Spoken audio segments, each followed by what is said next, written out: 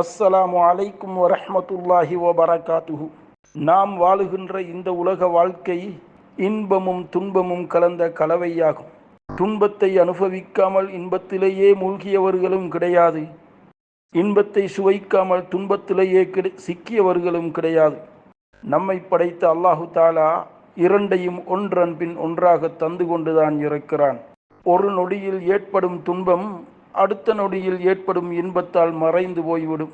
ஓர் உயிரிழப்பு ஏற்பட்டு துன்பத்தில் துவண்டு கொண்டிருக்கும் ஒரு வீட்டிலே புது வரவாக ஒரு குழந்தை பிறப்பது அந்த வீட்டில் குதூகலத்தை ஏற்படுத்தி விடுகிறது. பொருளாதாரத்தில் மிகுந்த நஷ்டத்தை சந்தித்து மனம் நொந்து போன ஒருவனுக்கு சிறந்த ஊதியத்தில் பணி கிடைக்கின்ற போது நஷ்டத்தை குறித்த கவலை காணாமல் போகிறது. இது மனித வாழ்க்கையின் தாத்பரியமும் யதார்த்தமுமாகும். இந்த தாத்பரியத்தை ஒருவன் புரிந்து கொண்டால் நஷ்டங்களை சுலபமாக எதிர்கொள்ளும் பக்குவத்தை பெற்று விடுவான். நிச்சயமாக துன்பத்துடன் இன்பமும் இருக்கிறது என்ற அல் குர்ஆன் 94வது அத்தியாயத்தின் 5வது வசனம் நமக்கு இந்த தாத்பரியத்தை நன்கு புரிய வைக்கிறது. கஷ்டத்திலும் கவலையிலும் சிக்கி தவிப்பவர்களுக்கு இந்த வசனம் கவலையை போக்கும் ஒரு சிறந்த அரும் மருந்தாக அமைந்திருக்கிறது. எத்தனையோ நோய்களுக்கு நிவாரணத்தை கண்டுபிடித்த இந்த உலகம் கவலையில் வீழ்ந்தவனுக்கு எந்த நிவாரணத்தையும் தர முடியாமல் திணறி நிற்கின்ற போது கஷ்டம் வந்தால் நிச்சயம் மகிழ்ச்சியும் நமது வீடுகளை தட்டும் என்று கூறும் இந்த திருமறை வசனத்தின் வழியாக நிவாரணத்தை இஸ்லாம் நமக்கு தந்துவிட்டு இருக்கிறது. பேரறிஞர் லுக்மான் அவர்கள் தன் மகனை அழைத்து கொண்டு அவசரமாக ஒரு ஊருக்கு புறப்படுகிறார்கள். வழியில் ஒரு காட்டு பகுதியில் மகனின் காலில் முள் ஒன்று தைத்து இரத்தம் வழிகிறது. கடுமையான வலி, நடக்க முடியவில்லை. சரி, இன்றிரவு இங்கேயே பொழுதை கழித்துவிட்டு வலி குறைந்ததும் பயணிக்கலாம் என்று அங்கு தங்குகிறார்கள்.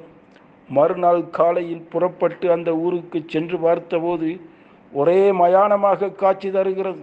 அன்று அதிகாலையில் நடந்த பூகம்பத்தின் காரணத்தினால் அந்த ஊரே காணாமல் போயிருந்தது. மகனே, ஒருவேளை உன் காலில் முள் கொத்தாமல் இருந்திருந்தால் நாமும் பூமிக்குள் புதையுண்டிருப்போம் என்று பேரறிஞர் லுக்மான் அவர்கள் தன் மகனிடம் கூறிய வரலாறு இந்த வசனத்தின் உண்மையை வெளிச்சம் போட்டு காட்டுகிறது. நமது வாழ்க்கையில் துன்பங்களையும் கவலைகளையும் அள்ளித் தெளிப்பது அல்லாஹு தாலாவின் விருப்பம் அல்ல. மாறாக இன்பங்களை நாம் முழுமையாக விளங்குவதற்காகத்தான் துன்பங்களை தருகிறான். நிழலின் அருமையை விளங்குவதற்கு வெயில் தேவைப்படுவதைப் போல இன்பங்களின் யதார்த்தத்தை புரிய வைப்பதற்கு துன்பங்களும் தேவைப்படுகிறது என்ற உண்மையை நாம் புரிய வேண்டும். கஷ்டம் என்பது நமது வாழ்வில் இல்லாதுவிட்டால் வாழ்க்கையில் உருவாகும் மகிழ்ச்சி சுவையாக இருக்காது. வீழாமல் இருப்பது பலம் அல்ல, மீண்டும் மீண்டும் வீழ்ந்து தைரியமாக எழுந்து நடப்பதில் தான் உண்மையான பலம் அடங்கி இருக்கிறது.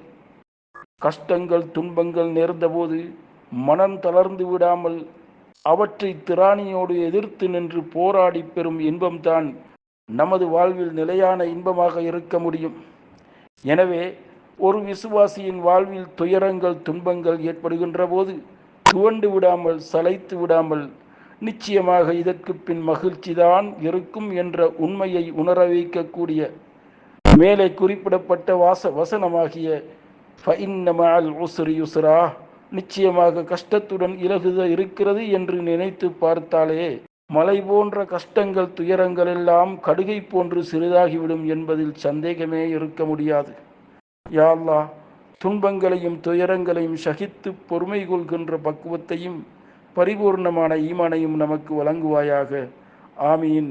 வாஹிரு தஅவானா அல்ஹம்துலில்லாஹி ரப்பில் ஆலமீன்.